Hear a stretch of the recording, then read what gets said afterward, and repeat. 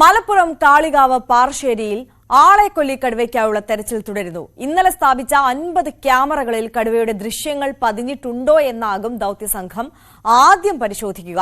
ഇന്നും 20 പേരടങ്ങുന്ന 3 സംഘങ്ങൾ മേഖലയിൽ തെരച്ചിൽ നടത്തും. കുങ്കിയാന കോന്നി സുരേന്ദ്രൻ ഇന്നലെ വൈകിട്ട് കാളികാവിൽ എത്തി. ഇന്ന് കുങ്കിയാനകളെ ഉപയോഗിച്ചുള്ള തെരച്ചിലും നടക്കും. CV അനുമോദാണ് നമുക്കൊപ്പം മലപ്പുറത്ത് നിന്ന് ചേരുന്നത്. Anumod, good morning. ഇന്നലെ ആരംഭിച്ച ദൌത്യമാണ് നരഭോജി കടുവയ്ക്കായുള്ള, അത് ഇന്നും തുടരും. ഇന്നത്തെ ഒരു പദ്ധതി എങ്ങനെയാണ്?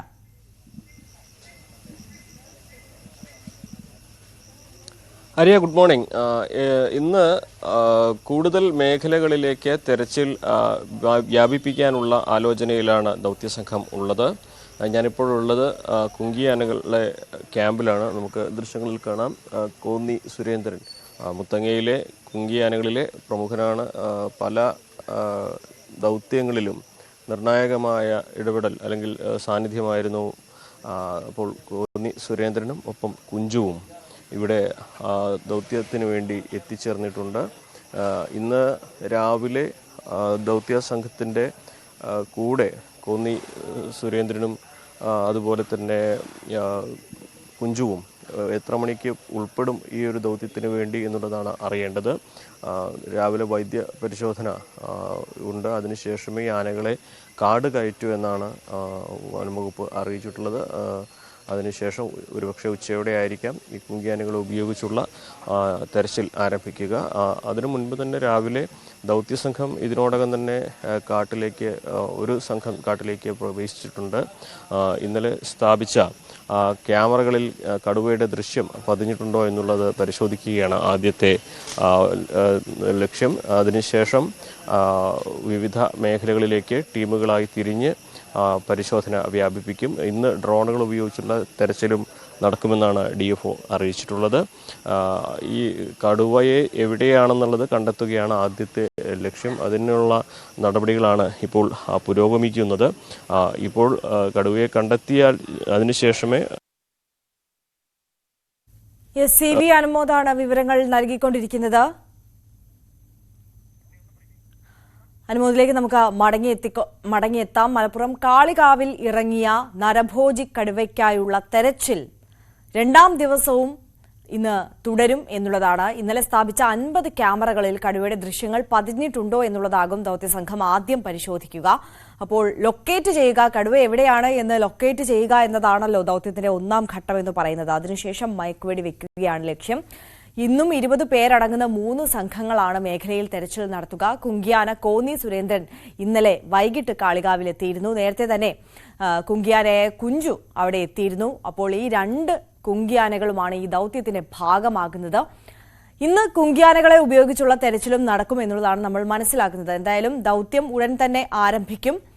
ദൌത്യ സംഘമെല്ലാം തയ്യാറായി കഴിഞ്ഞിരിക്കുന്നു. ആദ്യഘട്ടമായി ഇത്തരത്തിൽ ക്യാമറയിൽ പതിഞ്ഞിട്ടുണ്ടോ, കടുവയുടെ ചിത്രങ്ങൾ എവിടെയെങ്കിലും പതിഞ്ഞിട്ടുണ്ടോ എന്നുള്ളതാണ് പരിശോധിക്കുക. ഇന്നലെ രാത്രിയിലടക്കം തെർമൽ ഡ്രോണുകൾ പറത്തിക്കൊണ്ട് കടുവയെ ലൊക്കേറ്റ് ചെയ്യാനുള്ള നടപടികൾ ഇങ്ങനെ പുരോഗമിച്ചുകൊണ്ടേയിരിക്കുകയായിരുന്നു. നേരത്തെയും അനുമോദ് തുടരുന്നുണ്ട്. അനുമോദ്, പറഞ്ഞോളൂ.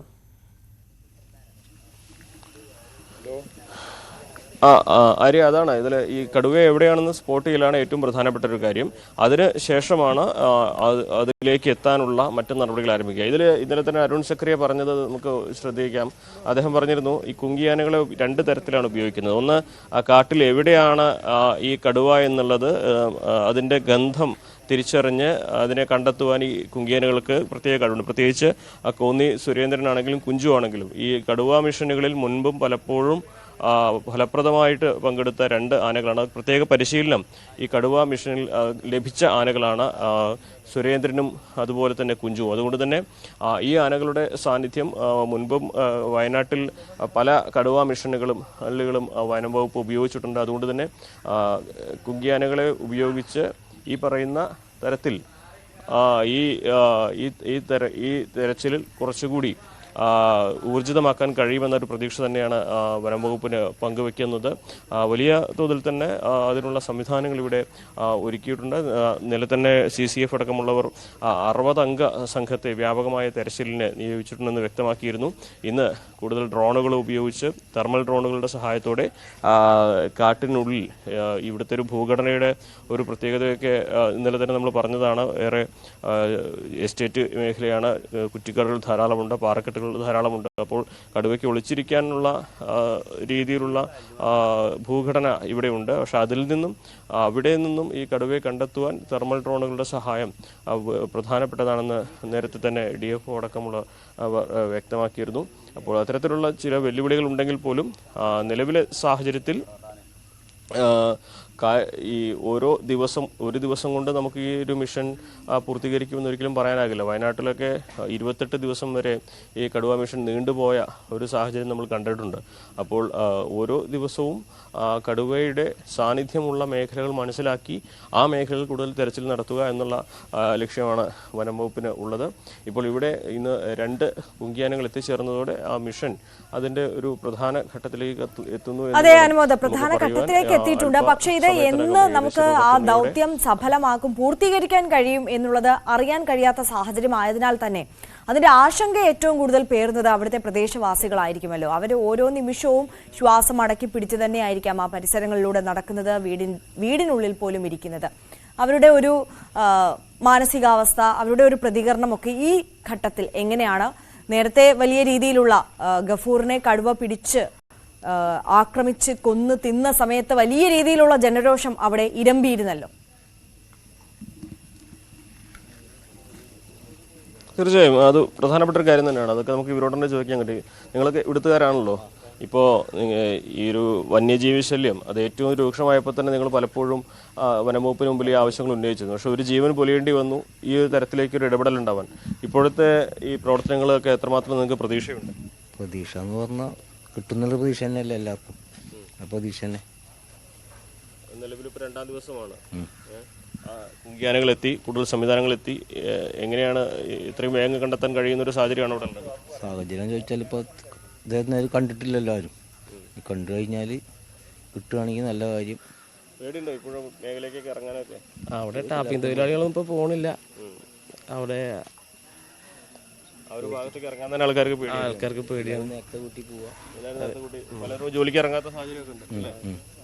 ശരിക്കും ഈ ആനകളെയൊക്കെ കൊണ്ടുവന്ന് ഇപ്പൊ സംവിധാനങ്ങൾ ഇറക്കുമ്പോൾ നിങ്ങൾക്ക് ഒരു എന്താ തോന്നുന്നത്? ആത്മവിശ്വാസം ഉണ്ട്. അവര് ക്യാമറയിൽ കണ്ടാലേ ഇവരെ കുങ്കിയാനകളെ കൊണ്ടുപോകുള്ളൂ എന്നതിലെ ഒരു വർത്താനം കേൾക്കുന്നുണ്ട്. 2 ദിവസമായിട്ട് ക്യാമറയിലൊന്നും പതിഞ്ഞിട്ടില്ല. ഇല്ല, ക്യാമറയിലൊന്നും പതിഞ്ഞിട്ടില്ല. അതാണൊരു പ്രശ്നമായിട്ടുള്ളത്. അതെ. ആ മേഖലയ്ക്ക് പോയിരുന്നോ? പിന്നെ ഇല്ല, പോയിട്ടില്ല. ഇല്ല. ഇവിടെ പലരും ജോലിയെ തന്നെ ബാധിക്കുന്ന തരത്തിലേക്ക് ഈ സാഹചര്യങ്ങൾ മാറിയിട്ടുണ്ട്. എന്താണ് ഇപ്പൊ ഈ ആനകളെ കൊണ്ടുവന്നുള്ള തെരച്ചിലൊക്കെ തുടരുന്നു. എന്താണ് നിങ്ങൾക്കൊക്കെ പറയാനുള്ളത്? എന്താ കടുവ ശല്യം വലിയ പ്രശ്നമാണ് നമ്മുടെ നാട്ടിൽ. അത് പിന്നെ കുറേ കാലമായിട്ട് ഇവിടെ ഭീഷണി ഉയർത്തിക്കൊണ്ടിരിക്കാൻ 2 വർഷത്തോളമായി ഒരുപാട് ആടുകളെ ഈ കടുവകൾ കൊന്നിട്ടുണ്ട്. ഇതേതായാലും ഇതിൽ അറുതി വരുത്തണമെന്നാണ് നാട്ടുകാരൊക്കെ ആവശ്യപ്പെടുന്നത്. അപ്പോൾ ഒരു ജീവൻ പൊലിയേണ്ടി വന്നു എന്നാണ് നമ്മൾ പൊലിയേണ്ടി വന്നു ഇത് സംഭവിക്കാൻ എന്നുള്ളതാണ് ഇപ്പോൾ നമുക്ക് സങ്കടകരമായ കാര്യം. നിലവിലിപ്പോൾ വനംവകുപ്പ് നിങ്ങൾ ഉദ്ദേശിക്കുന്ന നിങ്ങൾ നിർദ്ദേശിച്ച പോലെ കാര്യങ്ങളൊക്കെ ചെയ്യുന്നത്? വനംവകുപ്പിൻ്റെ പ്രവർത്തനത്തിൽ പൊതുവെ ജനങ്ങൾ വളരെ സംതൃപ്തരാണുള്ളത്. ഞങ്ങളൊക്കെ ഇവിടെ എല്ലാ സമയത്തും ഇവിടെ ഉള്ള ആളുകളാണ്. അപ്പോൾ അതുകൊണ്ട് വളരെ ആളുകൾക്ക് വളരെ ഊർജിതമായിട്ടുണ്ട്. നിങ്ങൾ ഇവിടുത്തുകാരനല്ലേ? അതിപ്പോൾ അതാണ് ഞങ്ങളിപ്പോൾ ഇവിടെ പല പ്രാവശ്യം കംപ്ലൈൻറ്റ് കൊടുത്തും ആടുകളൊക്കെ കൊണ്ടുപോയി പട്ടികളൊക്കെ കൊണ്ടുപോയപ്പോൾ പിന്നെ ഇവിടെ ചെക്കന്മാർക്ക് രാത്രി കണ്ടിട്ടൊക്കെ പല പ്രാവശ്യം കംപ്ലൈൻറ്റ് കൊടുത്താണ്. അന്നൊക്കെ ഇതുവരെ കൂടുതൽ പരിശോധന നടത്തുമായിരുന്നു. ഇപ്പോൾ ഈ ജീവൻ വലിയേണ്ട അവസ്ഥ വരില്ലായിരുന്നു. ഇതിപ്പോൾ എല്ലാം പാവങ്ങൾക്കൊരു ജീവൻ നഷ്ടപ്പെട്ടു. അപ്പോഴാണ് ഇപ്പോൾ നേരത്തെ ആയിരുന്നെങ്കിൽ അതെ അന്ന് ഞങ്ങൾ ഇവിടെ പ്രതിഷേധമൊക്കെ ഉണ്ടായതാണ്. അപ്പം അന്ന് ഇത് ചെയ്തിരുന്നെങ്കിൽ ഈ അവസ്ഥ വരില്ലായിരുന്നു. ഇതിപ്പോൾ അവർ ചെയ്യുന്നുണ്ട്, ഇപ്പോൾ വന്നിട്ട് ചെയ്യുന്നുണ്ട്. പക്ഷേ പ്രതീക്ഷ ഉണ്ട് പ്രതീക്ഷിക്കാനല്ലേ പറ്റൂ.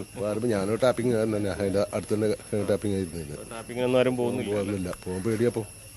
കാരണം ഇതിപ്പോൾ നരഭോജി എന്ന് പറഞ്ഞപ്പോൾ മനുഷ്യൻ്റെ അത് മാംസം നിന്ന് കഴിഞ്ഞാൽ പിന്നെ കണ്ടാൽ പിന്നെ ഇത് വരുന്ന പറയുന്നത്. അവർ പോയിട്ടാണ്. അപ്പോൾ അതിൽ പേടിയാണ്, ഭാഗത്തേക്ക് പോകാൻ പേടിയാണ്. ശരി. എൻ്റെ വീട് കുറച്ച് അടുത്ത് തന്നെയാണ്. ഇപ്പോൾ ഈ സ്ഥലത്തേക്ക് 1 കിലോമീറ്റർ ദൂരമുള്ളൂ. അതാണ് ആര്യ ഇവിടുത്തുകാരുടെ ഒരു പ്രതികരണം. ഇവരുടെ ഉപജീവനമൊക്കെ ഈ ഒരു കടുവ ഭീതി കാരണം ഇപ്പോൾ മുടങ്ങിയ അവസ്ഥയിലാണ്. ഇപ്പോൾ എന്തായാലും വനംവകുപ്പിന്റെ ഊർജിത ഇടപെടൽ അതിൽ പ്രതീക്ഷയുണ്ട്. എന്നാൽ നമുക്ക് വരും മണിക്കൂറുകൾ കാത്തിരിക്കാം. വനത്തിൽ സ്ഥാപിച്ച ക്യാമറകളിൽ കടുവയുടെ ദൃശ്യം പതിഞ്ഞിട്ടുണ്ടോ, അടുത്ത ഘട്ടത്തിലെ ഈ ഒരു മിഷനിലെ അടുത്ത ഘട്ടം എങ്ങനെയാണ്, എന്തെല്ലാമാണ് നടപടികൾ എന്നതിന്. തീർച്ചയായും CV അനുമോദാണ് മലപ്പുറം കാളികാവിൽ നിന്ന് നമുക്കൊപ്പം ചേർന്നത്. അവിടെ ആളെ കൊല്ലി കടുവയ്ക്കായി പിടികൂടാനുള്ള ദൗത്യം അത് പുരോഗമിച്ചുകൊണ്ടിരിക്കുകയാണ്.